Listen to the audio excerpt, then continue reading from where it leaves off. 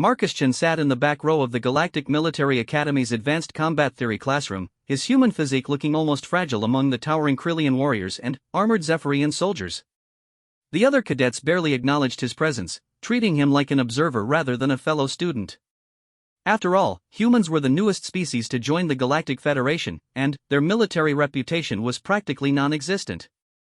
Instructor Vexstar, a massive Kryllian with 4 arms and chitinous armor plating, paced at the front of the lecture hall. His secondary arms gestured emphatically while his primary hands operated a holographic display showing various weapon configurations. "Today we examine primitive projectile weapons," Vexstar announced, his voice carrying the clicking undertones typical of his species.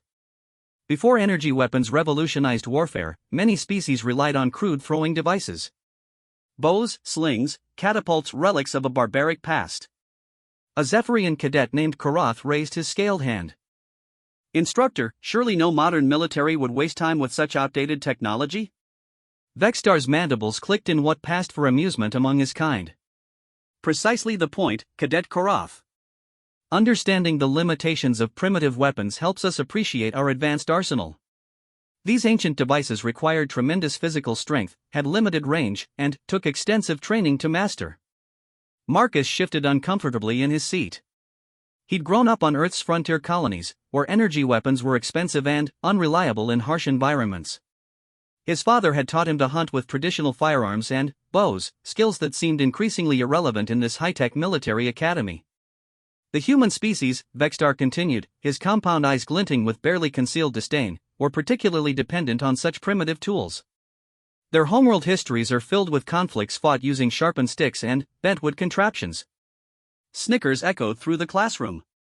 A hulking Gorvan student named Threx turned to stare at Marcus. "Is it true, human? Did your people really fight wars with pointed sticks?" Marcus felt heat rise in his cheeks but kept his expression neutral. "We used whatever tools were available and effective, yes."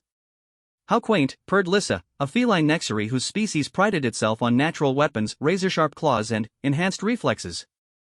"No wonder humans were the last species invited to join the Federation. You probably couldn't even defeat a training drone with such primitive methods." The classroom erupted in laughter. Even some of the more reserved species like the crystalline Vorthan delegates seemed amused by the humans' presumed inadequacy. Instructor Vexstar raised a hand for silence, though Marcus noticed the instructor seemed to enjoy the humans' discomfort.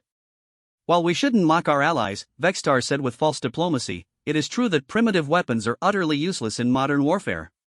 Energy shields deflect projectiles, armor plating stops ancient arrows, and our targeting systems make manual aiming obsolete." Marcus had heard enough. He raised his hand slowly, drawing surprised looks from his classmates. "Yes, human Chen?" Vexstar's tone carried mild annoyance at the interruption. "Instructor, you mentioned that primitive weapons required extensive training and physical strength. You also stated they had limited effectiveness against modern defenses. Would you be interested in a practical demonstration to test these assumptions?" The classroom fell silent. Vexstar's 4 eyes focused intently on Marcus, clearly suspicious of some kind of trap. "What exactly are you proposing, Cadet?" Marcus stood up, his modest height making him look even smaller among the alien giants surrounding him. "A simple combat exercise. You choose the scenario and defensive parameters. I'll demonstrate the effectiveness of primitive projectile weapons using only materials available in this classroom." The silence stretched longer. Then, Threx burst into booming laughter. "The human wants to fight us with classroom furniture. This should be entertaining." Other cadets joined in the laughter, but Marcus noticed that Instructor Vexstar wasn't laughing. The Kryllian's compound eyes were studying Marcus with newfound interest, perhaps recognizing something the other students missed. "You understand," Vexstar said carefully, "that this would be a real combat simulation? Our training protocols use live energy weapons at reduced power settings. You could be seriously injured." "I understand the risks," Marcus replied calmly. "But, if primitive weapons are as useless as the curriculum suggests, then there shouldn't be much danger to anyone, should there?" Vexstar's mandibles clicked rapidly, a sign of deep thinking among his species. After a long moment, he nodded slowly. "Very well. But I choose the parameters to ensure fairness and safety. He moved to the classroom's central control console, his four hands dancing across the interface. The room's lighting shifted to combat mode, bathing everything in a red glow. Force field barriers sprang up around the walls, creating a contained arena roughly 30 meters square. Standard defensive protocols will be active, Vexstar announced. Personal energy shields, basic armor plating, and targeting assistance for all participants except yourself, Human Chen. You will have exactly 10 minutes to prepare using only materials present in this classroom. Marcus nodded and began examining his surroundings with new eyes. The Academy's furniture was built to accommodate multiple species, making everything oversized and sturdy. Each desk was constructed from reinforced polymer composites designed to withstand the casual strength of species like the Gorvans. The chairs had metal framework supports, and the wall panels were held in place by tension cables. Who will serve as opponents? Marcus asked while running his hands along a desk edge, testing its flexibility. Volunteers only, Vexstar declared. This is not a mandatory exercise. Predictably, Threx was the first to step forward. I'll enjoy showing the human how useless his primitive methods are against real military training. Korov joined him, followed by two other cadets, a Nexari scout named Veltar and a Zephyrian heavy weapons specialist called Drax. For opponents, all from species with significant physical advantages and advanced military training. Marcus continued his examination of the classroom materials while his opponents activated their standard-issue training gear. Each wore energy shield generators that created shimmering barriers around their bodies, capable of deflecting most projectile weapons. Their armor plating was lightweight but effective, designed to stop everything from plasma bolts to kinetic rounds. The human pulled a chair toward him and began dismantling it with practiced efficiency. His fingers found stress points in the metal framework, applying leverage to separate components without tools. Other students watched in fascination as he worked, many having never seen such improvised engineering. 3 minutes remaining, Vexstar announced. Marcus had separated the chair into its component parts, for metal support rods, various joint connectors, and flexible backing material. He moved to a desk, testing its surface tension and flexibility. The polymer construction was designed to be durable but had just enough flex to store kinetic energy. He began connecting chair components to the desk structure, using the tension cables from wall panels as binding material. His movements were quick and precise, showing familiarity with improvised construction that surprised even himself. Growing up on frontier worlds had taught him that any material could become a tool with the right application of physics and creativity. 2 minutes. The improvised weapon taking shape in Marcus's hands bore little resemblance to traditional earth bows. Instead, he'd created something more like a hybrid crossbow trebuchet, using the desk's flexibility as a spring mechanism and the chair components as a projectile launching system. The tension cables provided the necessary draw strength, while metal fragments from the dismantled furniture would serve as ammunition. His opponents watched with growing unease. What had started as an amusing diversion was beginning to look more serious as the human's construction took shape. Final minute, Human Chen. Marcus made final adjustments to his weapon, testing the draw mechanism and checking his improvised sight system. He gathered several metal fragments of varying sizes, choosing pieces with the right weight and aerodynamic properties for maximum effectiveness. The other students had grown quiet, sensing that something unexpected was about to occur. Even the normally boisterous Gorvan cadets were watching intently. Time expires, Vexstar announced. Combat simulation begins in 30 seconds. All participants take your positions. Marcus hefted his improvised weapon, feeling its balance and testing the draw one final time. The construction was crude compared to proper archery equipment, but the underlying physics were sound. Stored energy, projectile mass, trajectory calculation, the same principles that govern starship weapons applied equally to bent wood and metal fragments. His opponents spread out across the arena, energy shields glowing softly around them. They moved with confidence born of superior training and equipment, treating this exercise more like an exhibition than a real combat scenario. Combat simulation active, Vexstar's voice echoed through the arena. Exercise begins now. Threx charged forward immediately, relying on his species' natural armor and shield generators to protect him from whatever primitive attack the human might attempt. His massive form covered ground quickly, confident that he could end this demonstration before it truly began. Marcus drew back his improvised bow, feeling the stored tension build in the desktop spring mechanism. He tracked Threx's movement, calculating speed and trajectory with instincts honed by years of hunting in variable gravity environments. The metal projectile was heavier than a traditional arrow, but the jury-rigged launcher had surprising power. He released. The projectile streaked across the arena faster than anyone expected, its metal construction giving it superior penetration capabilities.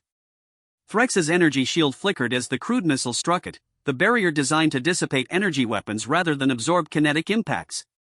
The shield held, but barely, its power reserves dropping noticeably. Impossible, Threx growled, his charge faltering as he reassessed the threat level. Marcus was already reloading, his movements smooth despite the unfamiliar weapon configuration. The other three opponents began coordinating their approach, recognizing that the human's improvised equipment was more dangerous than anticipated. Koroth circled to the right while Veltar used her natural stealth abilities to approach from Marcus's blind spot. Drax remained at range, his heavy weapons training making him cautious of close combat against an unpredictable opponent. The human shifted position, keeping his back to the arena's center while maintaining visual contact with all four opponents. His frontier upbringing had taught him that fighting multiple adversaries required constant movement and tactical positioning. His second shot targeted Veltar as she attempted to close distance. The Nexary's enhanced reflexes allowed her to dodge partially, but the metal fragment clipped her shoulder armor, spinning her around and disrupting her stealth approach. The projectiles are maintaining velocity through our shield matrices, Drax observed, his tactical training overriding his initial amusement. His weapon system is generating more kinetic energy than standard primitive technology should allow. Marcus smiled grimly as he prepared his third shot. These alien cadets understood advanced technology but had forgotten the fundamental principles of applied physics that made all weapons possible. Energy and matter, force and resistance, momentum and impact, the same laws governed everything from starship cannons to sharpened sticks. The real demonstration was just beginning. Marcus's third projectile caught Drax completely off guard. The Zephyrian heavy weapons specialist had been analyzing the human's improvised launcher, calculating energy outputs and trajectory patterns like he'd been trained. What he hadn't expected was for Marcus to suddenly change his ammunition type. Instead of another metal fragment, the human had loaded what appeared to be a cluster of smaller debris pieces held together with tension cable. When the projectile struck Drax's energy shield, it separated into multiple fragments that scattered across a wide impact area. The shield generators, designed to focus defensive energy on single-point impacts, couldn't efficiently distribute protection across such a dispersed attack pattern. Two fragments penetrated the failing shield matrix, striking Drax's chest armor with enough force to trigger the training simulation's injury protocols. Warning lights flashed around the Zephyrian as his suit registered significant damage, effectively removing him from combat. One opponent neutralized, Vextar announced, his voice carrying notes of surprise that he was trying to suppress. The remaining three cadets regrouped quickly, their initial overconfidence replaced by genuine tactical awareness. Threx activated his species' natural berserker combat mode, his already impressive physique swelling as adrenaline-equivalent chemicals flooded his system. Koroth began generating plasma discharge buildup in his clawed hands, while Veltar vanished entirely using advanced optical camouflage. Marcus continued moving, never staying in one position long enough for his opponents to coordinate their attacks effectively. He'd grown up hunting pack predators on frontier worlds where standing still meant becoming prey. The same principles applied to combat against multiple intelligent opponents. His improvised weapon was holding up better than expected, though he could feel stress fractures developing in the desk components. Each shot degraded the structural integrity slightly, meaning he had perhaps 6 or 7 more projectiles before the launcher failed completely. Threx charged again, this time moving in an unpredictable zigzag pattern that made targeting difficult. His berserker rage made him faster but also more reckless, a combination that Marcus recognized from his encounters with territorial wildlife. The human waited until Threx committed to a final straight-line approach before releasing his shot. But, instead of aiming directly at the Gorvan warrior, he targeted the floor just ahead of Threx's position. The metal fragment struck the reinforced surface and ricocheted upward at an angle that bypassed the energy shield's lower protection matrix. The projectile caught Threx in the ankle joint where his armor plating had minimal coverage. The impact wasn't enough to cause serious injury, but it struck a nerve cluster that sent the massive Gorvan tumbling to the arena floor with a roar of pain and frustration. 2 opponents neutralized, Vextar's announcement carried a tone of growing disbelief. Koroth had been using his plasma buildup time to move into optimal firing position. Now he unleashed a controlled burst of energy that should have ended the exercise immediately. Plasma weapons were designed to overwhelm primitive defenses through sheer thermal output. Marcus dropped behind one of the remaining intact desks as the plasma bolt scorched the air where he'd been standing. The polymer surface of his makeshift cover began smoking from residual heat, but it held together long enough for him to plan his next move. The invisible Veltar was the real problem. Nexuri stealth technology was sophisticated enough to fool most detection systems, and her natural hunting instincts made her extremely dangerous in close combat. Marcus couldn't see her, but he could use other senses to track her movement. He listened carefully for the subtle sounds of displaced air and shifting fabric that even advanced camouflage couldn't completely eliminate. His frontier training had included tracking invisible predators that used natural optical illusion as hunting tools. There was a slight disturbance in the air circulation patterns near his left flank. Marcus spun and fired in one smooth motion, not at where he thought Veltar was, but at where she would be if she continued her current approach vector. The projectile struck something that definitely wasn't empty air. Veltar's camouflage flickered and failed as her stealth suit's power systems overloaded from kinetic impact. She appeared sprawled against the arena wall, her natural grace disrupted by the unexpected hit. 3 opponents neutralized. Karath was now alone against the human, a situation that would have been laughable 15 minutes earlier but now felt genuinely dangerous. The Zephyrian had superior equipment, better training, and significant physical advantages. But he'd also watched 3 of his classmates defeated by improvised weapons and unconventional tactics. "You're just delaying the inevitable, human," Karath called out, his scaled hands building another plasma charge.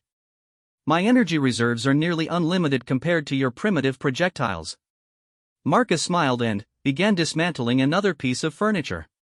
"You're thinking about this wrong, Karath. You're fighting me like I'm using inferior technology. But technology isn't just about advancement, it's about application." He pulled apart a second desk, extracting its spring-loaded drawer mechanisms and metal framework components. In minutes, he'd constructed what appeared to be a much larger projectile launcher, one that used the combined spring tension of multiple desktop mechanisms. "Primitive weapons aren't inferior," Marcus continued, testing his new construction while keeping mobile to avoid Karath's plasma bolts. "They're foundational. Every advanced weapon system in your arsenal operates on principles that were first discovered by so-called primitive cultures." Karath fired another plasma burst, forcing Marcus to dive behind cover. "You speak of principles while hiding behind classroom furniture." "Exactly." Marcus laughed, genuinely enjoying himself now. Physics doesn't care about technological sophistication. Energy transfer, momentum conservation, trajectory dynamics, these laws governed the first throne stone and they'll govern the last starship cannon. He emerged from cover with his enlarged launcher, but instead of firing immediately, he began a complex loading sequence. Multiple projectiles went into the improvised weapon, along with what appeared to be most of his remaining tension cable supplies. Karath recognized the threat and charged forward, unwilling to let the human complete whatever he was planning. His plasma weapon built to full charge as he closed distance, preparing to end this exhibition with overwhelming firepower. Marcus triggered his improvised launcher just as Karath came into optimal range. But, instead of a traditional projectile, his weapon released what could only be described as a net made from tension cables and metal fragments. The improvised entanglement system spread out in flight, creating a wide capture area that would be almost impossible to dodge at close range. Karath's plasma bolt discharged at the same moment, streaking toward Marcus with lethal energy. For a heartbeat, it looked like both opponents would neutralize each other simultaneously. Then, Marcus did something completely unexpected. Instead of trying to dodge the plasma bolt, he used his spent launcher as a shield, angling the metal and polymer construction to deflect rather than absorb the energy attack. The plasma struck the improvised shield and scattered, its focused energy dispersing across the launcher's surface instead of maintaining weapon-grade concentration. The makeshift shield disintegrated from thermal stress, but it had lasted long enough to reduce the plasma bolt to manageable levels. Marcus felt the heat wash over him as he rolled away from the dissipating energy, his exposed skin reddening from thermal exposure but avoiding serious burns. Karath, meanwhile, found himself entangled in the cable net, his forward momentum carrying him to the arena floor in a tangle of improvised restraints. His plasma weapon discharged harmlessly into the ceiling as he struggled against bonds that tightened with each movement. "All opponents neutralized," Vextar announced, his voice now carrying frank amazement. Exercise complete. The arena's combat lighting returned to normal as force fields deactivated and medical scanners confirmed that all participants were within acceptable injury parameters. Marcus sat down heavily, his adrenaline beginning to fade as the reality of what he'd accomplished sank in. He'd defeated 4 trained military cadets using nothing but classroom furniture and frontier engineering skills. More importantly, he demonstrated that the principles underlying primitive weapons weren't primitive at all, they were fundamental. Instructor Vextar approached, his forearms hanging loose in a gesture that indicated deep contemplation among his species. Human Shen, that was unexpected. Marcus nodded, too tired to gloat over his victory. Instructor, I hope the demonstration proved useful for educational purposes. Indeed it did, Vextar clicked his mandibles thoughtfully. Your improvised weapon systems exceeded theoretical performance parameters by significant margins. How did you achieve such efficiency with substandard materials? Understanding, Marcus replied simply. Every advanced weapon is just a refined version of something that came before.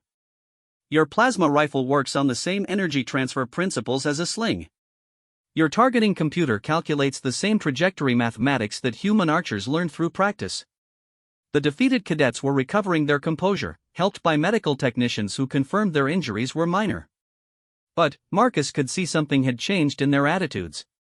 Where there had been dismissive amusement before, now there was genuine respect. Perhaps, Vextar said slowly, our curriculum has been overlooking important fundamentals in favor of technological sophistication. Marcus stood up, brushing debris from his uniform. Technology should enhance understanding, not replace it. When you really understand the principles behind your weapons, you can adapt them to any situation. Even using classroom furniture? Especially using classroom furniture, Marcus grinned. After all, the best weapons are the ones your enemy doesn't expect. Word of the classroom demonstration spread through the Galactic Military Academy faster than a cascade reactor failure. By the next morning, Marcus found himself surrounded by curious cadets from dozens of species, all wanting to understand how primitive human methods had defeated advanced alien military technology. The projectile velocity calculations don't make sense, insisted ZYXera, a methodical Vorthan whose crystalline thought processes specialized in mathematical analysis. Your improvised launcher shouldn't have generated sufficient kinetic energy to penetrate modern shield matrices. Marcus was trying to eat breakfast in the Academy's main dining facility, but the growing crowd of alien cadets made privacy impossible. The velocity wasn't the key factor, he explained patiently.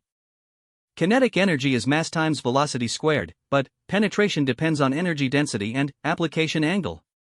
But energy shields are designed to dissipate kinetic impacts, protested Grixtal, a young Nexary engineering student. The theoretical maximum for primitive projectile weapons is well below penetration thresholds. Theoretical maximum assumes standard projectile design, Marcus replied, pulling up a holographic display on his personal tablet. But, what if you modify the projectile to exploit shield matrix vulnerabilities? The crowd pressed closer as Marcus began sketching basic physics diagrams. His impromptu lesson was attracting attention from senior cadets and even some instructors who had stopped to listen.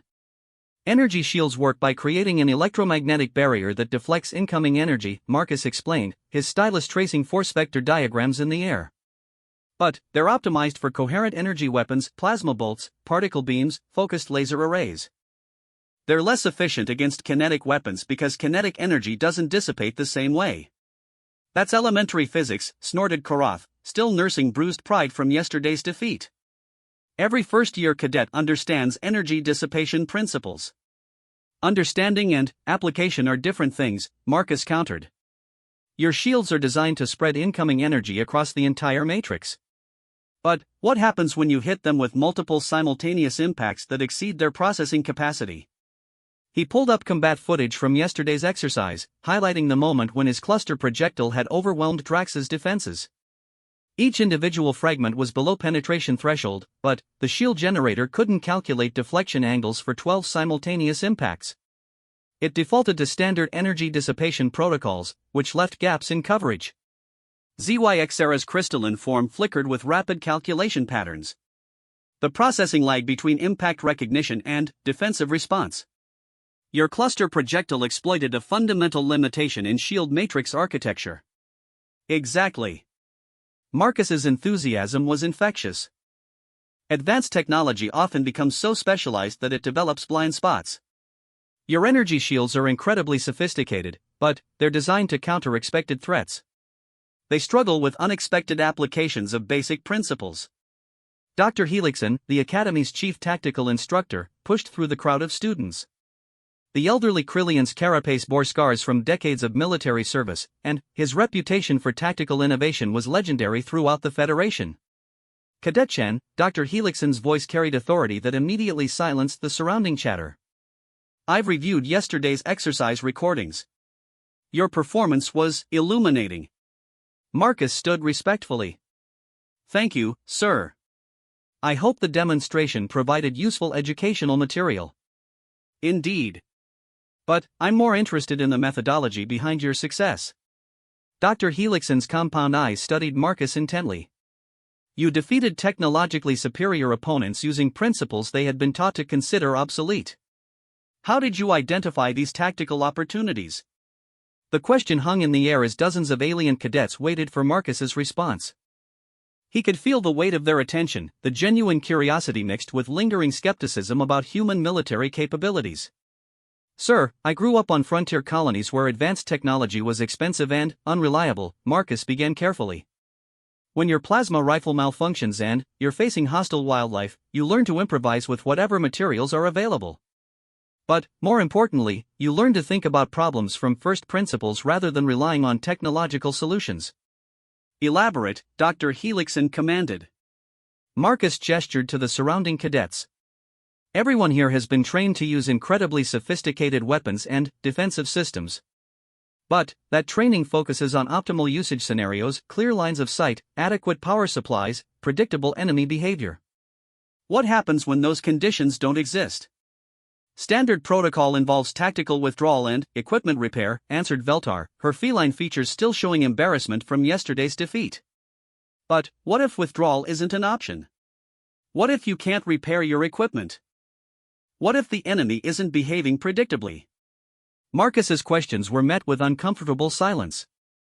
On frontier worlds, we learned that survival depends on adaptability, not just superior firepower. Dr. Helixson's mandibles clicked approvingly. Continue. Yesterday's exercise wasn't really about primitive weapons defeating advanced technology, Marcus explained. It was about adaptive thinking overcoming rigid tactical doctrine. My opponents fought the way they'd been trained to fight, with overwhelming technological superiority and standard combat protocols. They didn't adapt when I changed the parameters of engagement. But surely superior technology provides inherent advantages, protested Threx, his massive frame still moving carefully from yesterday's ankle injury. Absolutely, Marcus agreed. But technology is only as effective as the person using it. If you become dependent on technological solutions, you lose the ability to innovate when those solutions aren't available. He pulled up another holographic display, this time showing historical battle footage from various Federation conflicts. Look at these engagements. In almost every case where a technologically inferior force defeated a superior one, the victory came from unexpected tactical innovations that exploited assumptions about how warfare should be conducted. The crowd studied the battle recordings with new interest. Marcus highlighted specific moments where conventional tactics had failed against unconventional approaches. The Hegemony War of 2387, he pointed to one sequence. Nexari stealth fighters defeated Krillian dreadnoughts by using debris fields to mask their approach vectors. The Krillians had better weapons and stronger defenses, but they were looking for conventional attack patterns. The Periphery Rebellions, he indicated another recording. Gorban engineers built improvised siege weapons using asteroid mining equipment. Federation forces had complete orbital superiority, but they couldn't counter weapons they'd never seen before. Dr. Helixson's approval was evident in his posture. Cadet Chen raises important points about tactical flexibility. However, I'm curious about practical applications. How would you incorporate these principles into formal military training? Marcus paused, recognizing that he was being offered an opportunity to influence academy curriculum. Sir, I believe the current training emphasizes technological mastery over tactical innovation. Cadets learn to use their equipment optimally, but they don't learn to think beyond their equipment's limitations. Are you suggesting our training methods are inadequate? The question came from Commander Vextar, who had apparently joined the crowd without Marcus noticing. Not inadequate, sir. Incomplete. Marcus chose his words carefully. Federation military doctrine assumes technological superiority and resource availability. But what happens when you encounter opponents who don't follow Federation tactical assumptions? He gestured around the dining hall. Every species here represents different approaches to warfare based on their evolutionary background. Krillians favor overwhelming force, Nexari prefer stealth and precision, Zephyrians emphasize heavy weapons and defense. But human military doctrine evolved from scarcity. We learned to fight when outnumbered, outgunned, and using improvised equipment. Humans were not notably successful warriors before joining the Federation, Commander Vextar pointed out, though his tone was more curious than dismissive. Because we were fighting each other using the same tactical assumptions, Marcus replied.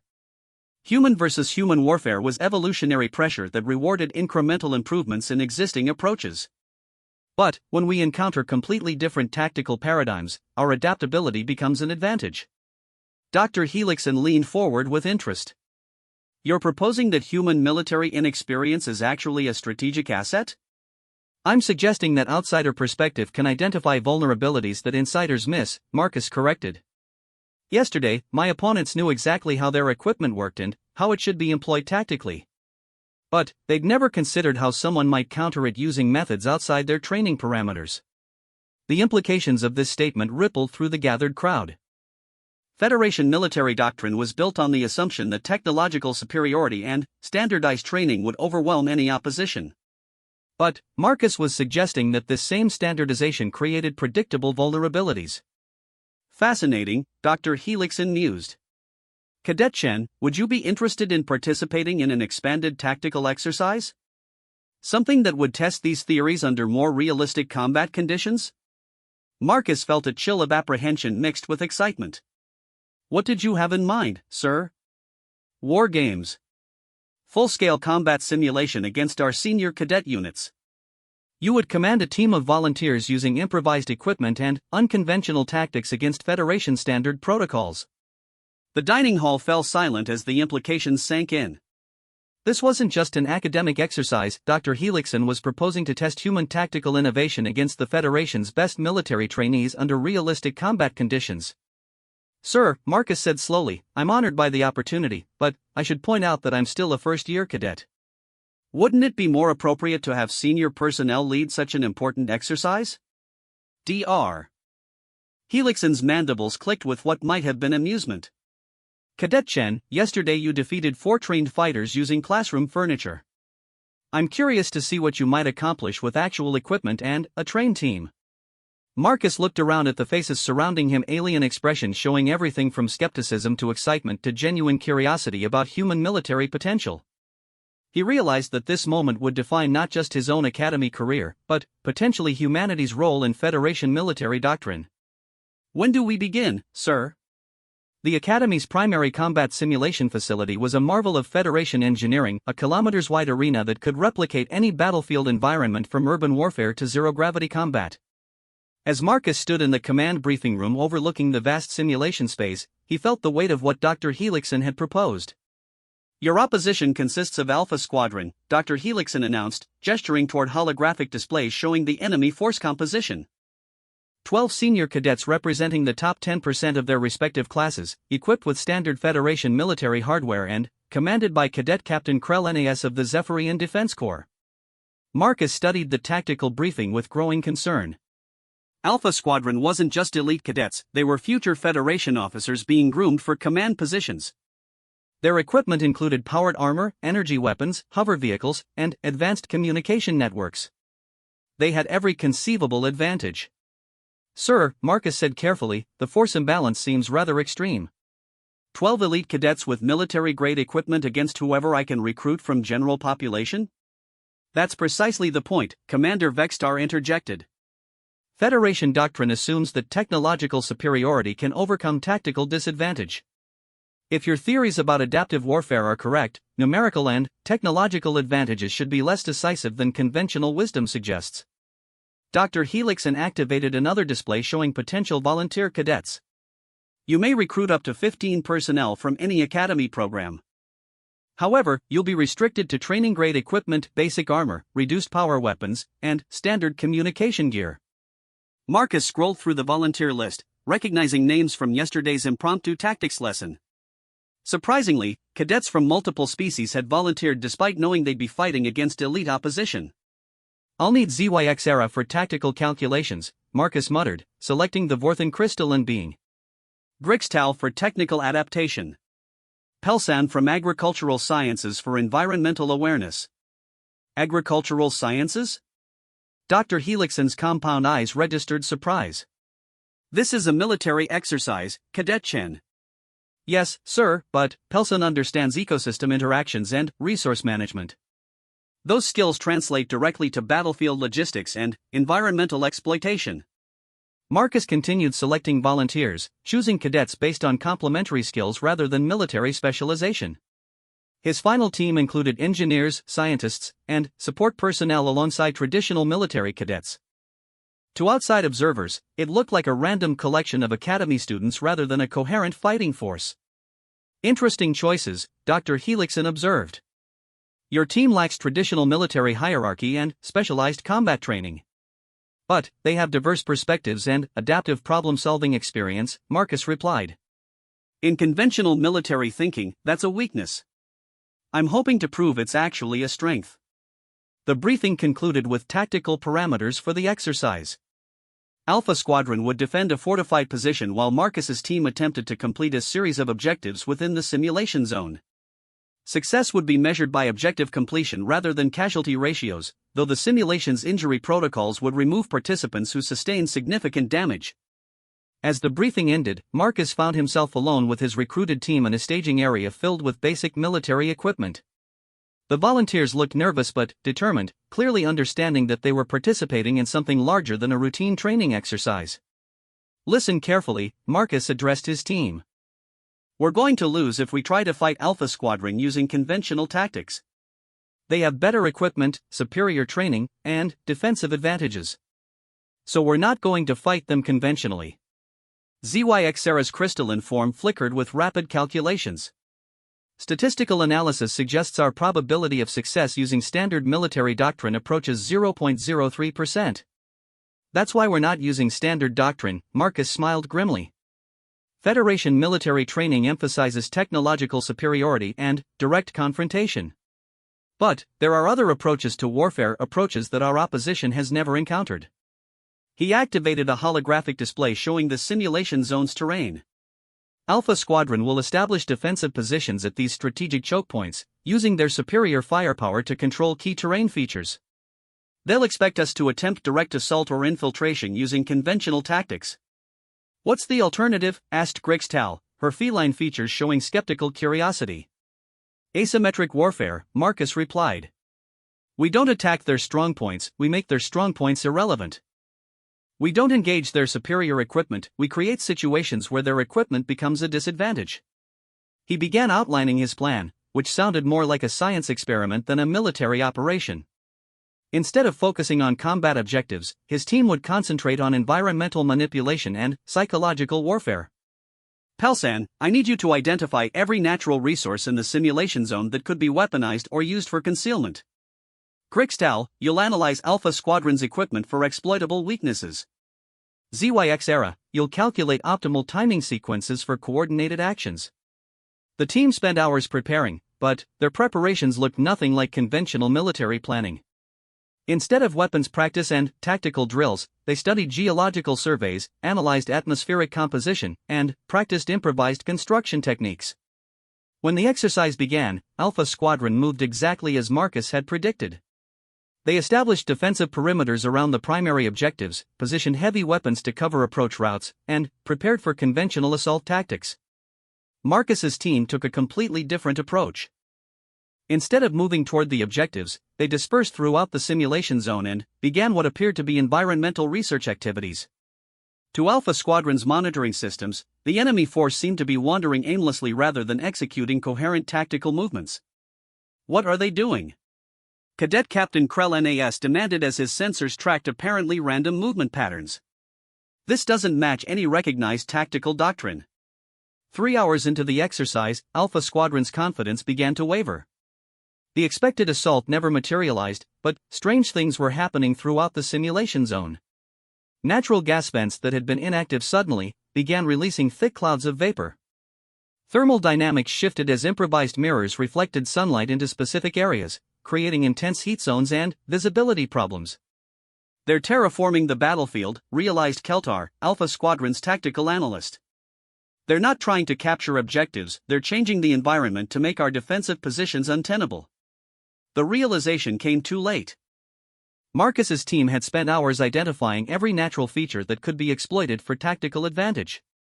They weren't fighting Alpha Squadron directly, they were manipulating the battlefield to force Alpha Squadron into disadvantageous positions. Artificial fog banks created by Pelsan's atmospheric manipulation obscured targeting systems designed for clear line-of-sight engagements.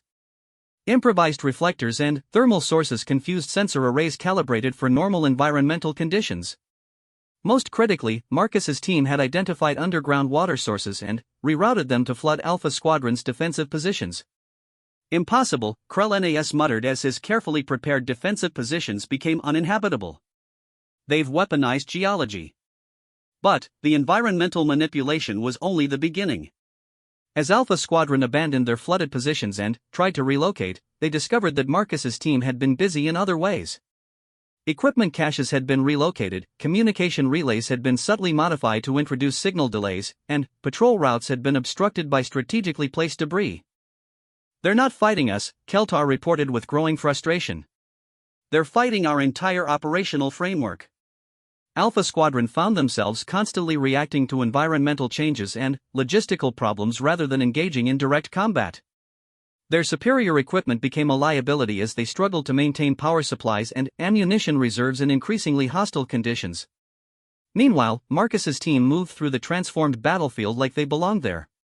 Their improvised equipment and adaptive tactics were perfectly suited for the chaotic environment they had created. The decisive moment came when Alpha Squadron attempted to regroup at their fallback position, only to discover that it no longer existed. Marcus's team had used controlled geological processes to trigger a landslide that buried the backup command center under tons of strategically redirected debris. "Exercise terminated," Dr. Helixson announced over the communication system. "Objective completion achieved. All personnel return to staging areas for debriefing." The simulation zone fell silent as both teams processed what had just occurred. Alpha Squadron, despite their superior training and equipment, had been comprehensively outmaneuvered by a force that never directly engaged them in combat. In the debriefing room, the Academy's senior staff reviewed exercise footage with expressions of amazement and concern. Marcus's unconventional tactics had achieved complete tactical success without firing a single shot in traditional combat. "Cadet Chen," Dr. Helixson said slowly, "your team's performance has forced us to reconsider fundamental assumptions about military doctrine." "Sir, I hope the exercise demonstrated the value of adaptive thinking and environmental awareness in combat situations," Marcus replied diplomatically. "It demonstrated far more than that," Commander Vextar observed. "It revealed critical vulnerabilities in Federation tactical training that could prove catastrophic if exploited by hostile forces." Dr. Helixson nodded gravely. "Indeed. Alpha Squadron represents our finest military graduates, yet they were defeated by improvised tactics using basic equipment. The implications for Federation defense doctrine are significant." Marcus looked around the room at the assembled alien instructors, recognizing that his demonstration had created problems as well as opportunities. "Sir, if I may suggest, the solution isn't to abandon technological advantages, but to supplement them with adaptive training and diverse tactical perspectives." "Explain," Dr. Helixson commanded. "Federation doctrine assumes that standardized training and superior technology will overwhelm any opposition," Marcus said carefully. "But standardization creates predictable patterns that can be exploited by unconventional approaches. The answer is to maintain technological superiority while developing tactical flexibility." "Human military doctrine," Commander Vextar mused, "appears to emphasize adaptation over optimization." "Because human military history involved constant adaptation to new threats and changing circumstances," Marcus confirmed. "We never had the luxury of assuming our enemies would fight according to our expectations." Dr. Helixson leaned back in his chair, his compound eyes reflecting deep consideration. "Cadet Chen, How would you feel about developing new training protocols that incorporate these adaptive principles into Federation military education? Marcus felt a surge of excitement mixed with profound responsibility. Sir, I would be honored to contribute to Federation military development. But, I should emphasize that these principles work best when applied by diverse teams with complementary perspectives. Understood, Dr. Helixson clicked his mandibles approvingly. Your first assignment will be developing a comprehensive curriculum that teaches tactical adaptation alongside technological mastery.